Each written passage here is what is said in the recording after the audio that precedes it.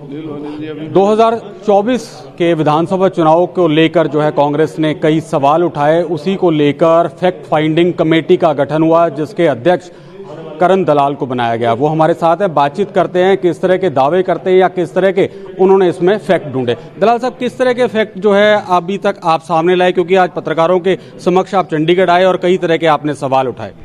ये टिंकू जी बहुत हैरत अंगेज चुनाव आयोग के आंकड़ों में जब हमने एक खलबली और गड़बड़ी देखी तो हमने उन्हीं के आंकड़ों का निरीक्षण किया और ये साबित किया है कि वो आंकड़े झूठे हैं, मनगढ़ंत हैं, बनाए हुए हैं। और इतनी हिमाकत इलेक्शन कमीशन की कि आज भी ना तो 5 तारीख को डले हुए वोटों का कोई ब्यौरा है, केवल परसेंटेज करते रहते हैं। और बीजेपी का जो परसेंटेज के मुताबिक कुल वोट दिखाया जा रहा है वो ज़्यादा दिखाया जा रहा है, उतना है ही नहीं। अगर बीजेपी का ये इतना बढ़ा हुआ है फिर कांग्रेस का भी बढ़ेगा, इसका मतलब फिर हमारा भी परसेंटेज और ज़्यादा है। इसका मतलब जो हमारी 8-9 सीटें थोड़े अंतर से आ रही हैं वो भी नहीं हम हार रहे थे। तो ये बीजेपी ने और ये CI ने मिलकर के हरियाणा में खेल किया है और इसको अंतिम तह तक हम लेके जाएंगे और लोगों को दिखाएंगे, इनको एक्सपोज करेंगे कि किस तरीके से लोगों के जनादेश को धता बता करके ये सरकार EVM की सरकार है, लोगों की सरकार नहीं है हरियाणा में।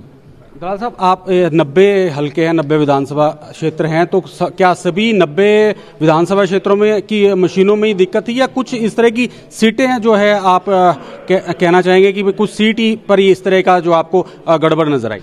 इन्होंने राज बनाने के लिए चिन्हित सीटों पर मशीनों का दुरुपयोग करने की बात इसमें नजर आती है। सारे हरियाणा में मशीनों को किया हुआ ऐसी बात नहीं है। इन्होंने राज बनाना था और राज बनाने के लिए जिन जिन सीटों पर इनकी EVM चल सकती थी इन्होंने चलाई हैं। और वो आंकड़े मैंने आज आपके सामने जो दिए वो आंकड़े अपने आप में बोलते हैं कि ये लोगों का जनादेश नहीं, मशीन EVM का जनादेश। लेकिन सरकार तो कहती है कि जहां कांग्रेस की सरकार बनती है, अन्य संगठनों की जो कहीं सरकार बनती है तो वो ठीक है, और अगर कांग्रेस की सरकार हरियाणा में या मध्य प्रदेश में नहीं बनती तो EVM का जो है दुखड़ा रोया जाता है। नहीं, ये कोई भी नैरेटिव बना सकते हैं। इन्होंने जब अपना आपा गिरा करके और सत्ता की भूख मिटाने के लिए अपने आप को इतना गिरा दिया तो कुछ भी कह सकते हैं, इन्हें कौन रोकेगा। लेकिन जो आंकड़े कह रहे हैं, हम तो आंकड़ों की बात कर रहे हैं, उन आंकड़ों में इनकी सच्चाई नजर आती है कि इन्होंने किस तरीके से हरियाणा में धोखा किया। आप कहते हैं अगर आंकड़े झूठे पाए गए या रिपोर्ट झूठी पाएगी या कोई गलती पाई गई तो आप पर मुकदमा भी दर्ज किया जाए या किसी तरह जो है इनको जुठलाया जाए। ये सरकार पर जो है आप चुनौती देते हैं या इलेक्शन कमीशन को भी आप ये बात कह रहे हैं? जी, मैंने ये इलेक्शन कमीशन को चुनौती दी है कि जो EVM के आंकड़े मैंने दिए हैं उनमें अगर एक में भी कोई गलती हो तो मेरे खिलाफ मुकदमा दर्ज हो, वरना तो इलेक्शन कमीशन के खिलाफ, हरियाणा सरकार के खिलाफ, हरियाणा के उन अधिकारियों के खिलाफ, SP DC के खिलाफ, जहां जहां जिन क्षेत्रों में ये धांधली हुई उनके खिलाफ मुकदमे दर्ज होने चाहिए।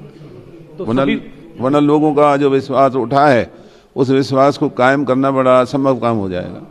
तो फैक्ट पूरे आ चुके हैं सामने, आपकी रिपोर्ट जो है पूरी बन चुकी है, अभी रिपोर्ट और भी बाकी है, कुछ और भी फैक्ट सामने आएंगे या पूरी रिपोर्ट जो है आलाकमान को सौंप दी गई? नहीं, अभी तो ये एक छोटा सा एक ट्रेलर भी नहीं है, पूरी फिल्म हम पेश करेंगे।